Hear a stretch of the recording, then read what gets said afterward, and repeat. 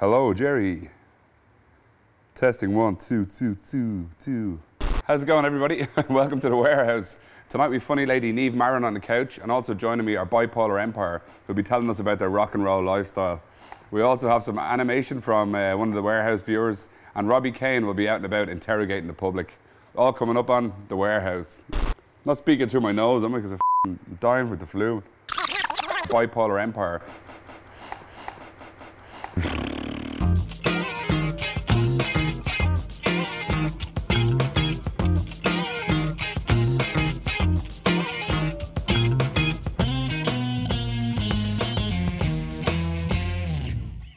This next band, Bipolar Empire, decided to form a band amidst the euphoric haze of Oxygen in 2007.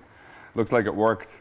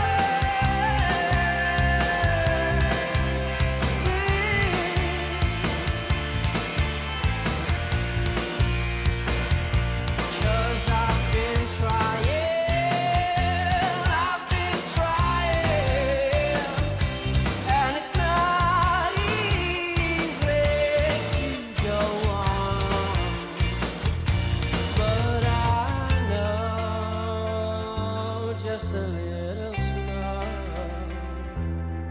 can wash my tears away. Oh, you got to feel that you own it, feel that you own it, feel that you own it, feel that you own it, feel that you own it, feel that you own it, feel that you own it. And the sun will never last.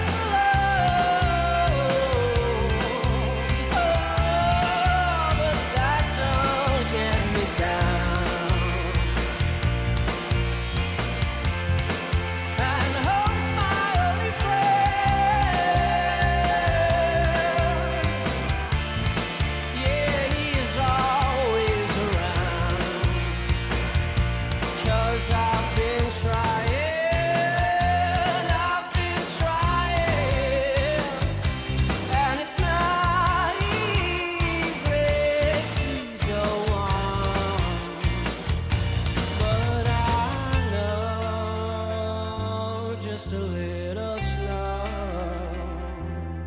can wash my tears away. You've got to feel that you own it, feel that you own it, feel that you own it, feel that you own it, feel that you own it, feel that you own it, feel that you own it.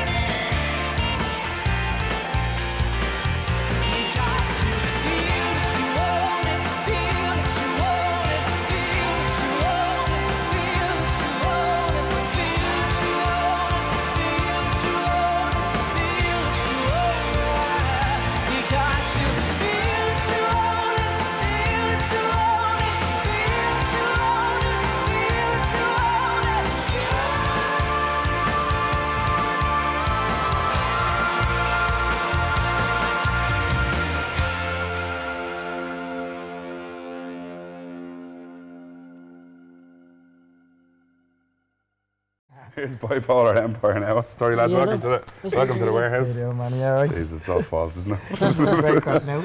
Right, lads, Bipolar. How did you just come up with the name, sure, Bipolar Empire? Oh, the name. Yeah, well, I think it was a lot of.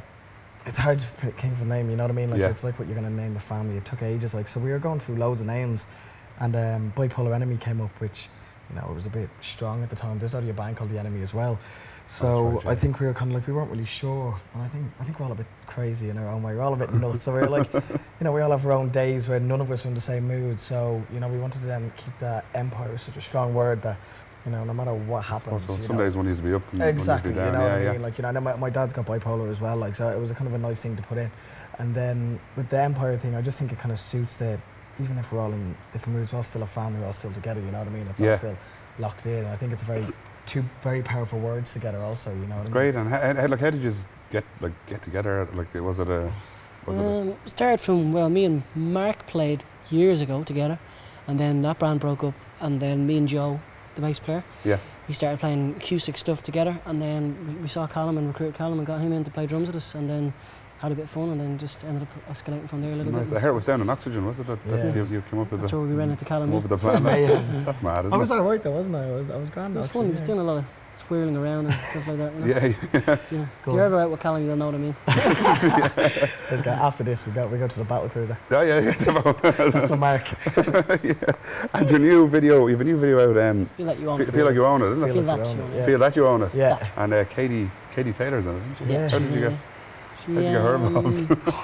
She got involved through. She's lovely as well, isn't she? She is. I even asked her to punch me. Really? Yeah. She didn't. No. We just asked her. She said yes. Really? Yeah. We sent her the song, and she listened to it and liked it. It was a long shot. The video's something else, isn't it? That's great. Yeah. Kevin Godley, thanks very much to him for putting together. Sure, Raymond. That's good. It's reverb. It's grand. The roof's going to blow If it off. falls through, it'll be the one interview. It'll have a mill down. Wet and wild. Oh, Christ.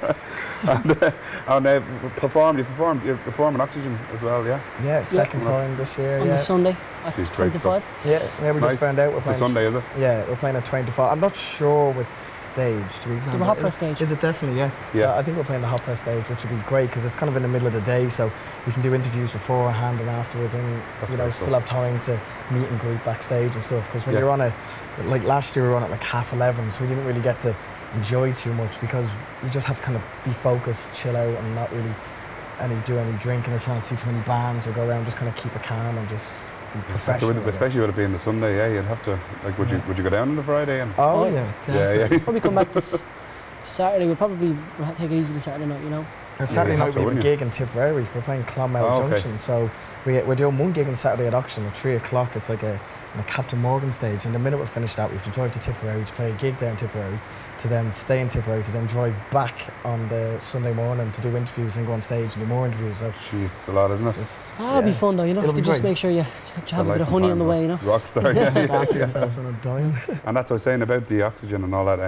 It's it's a great gig. You played it before anyway, didn't you? Last and year, it's a great gig. And what's your worst gig been? Worst gig? It's hard to know. I mean, you have your hiccups now and then. Like, I don't know, a drum skin breaks or Joe breaks a bass string on the first song. I think that was a tough one for us. We were doing a big gig and poor Joe, he just hit the note on the first note on the bass and it just broke, the very first song. That was just kind of like, but these things happen and you learn from them and you get better, and some stuff just can't be predicted. The crowd wouldn't really mind. They love it usually anyway. You get the mic and then you start playing Post and Pat or something like that. Generally what happens, yeah. And could you just, on the series, could you describe the music making process, as that from a band, like what's... Generally just the song is written, or the idea of the song, and then we come in and then with regards to the album, we recorded it and then we just changed it throughout. Like the song started at one point and then just added loads of things like vocals or changed drum parts, and it kind of develops over time, I suppose. So with the album, would it be? Well, sometimes Shane would come in with a melody as such, and already a song pretty much written, and then we'd go over and mess around with bits, and then through that process we'd change stuff. Or it could come from even me just playing drums, and then he'll play guitar, and then that's a song. Or Shane could have some lyrics he wrote, I don't know, pissed off on a train, and just was like, right, I need to get out my thoughts. I don't know. And then I was going to say tube, but we're not in London anymore. And then and then he'd work it into something from there. You know what I mean? There's so many different ideas. I don't think you should ever set to just writing songs one way, because you take the imagination, the creativity out of it. That just proves that you all work great togetger. If you're doing something and then you pick up on that, and then that's great. And how has your music been or evolved? Do you think since the very first It's definitely a lot bleeding better anyway. I don't know, I think from the start you kind of learn covers, you know what I mean, to try and find out ways of techniques and stuff, and then through that I think you start to write your own music. And at the start I was always happy with the songs I were writing. I was never really kind of going, no, that's crap or whatever. Really, nothing? But I think it's gotten more, I don't know, mature.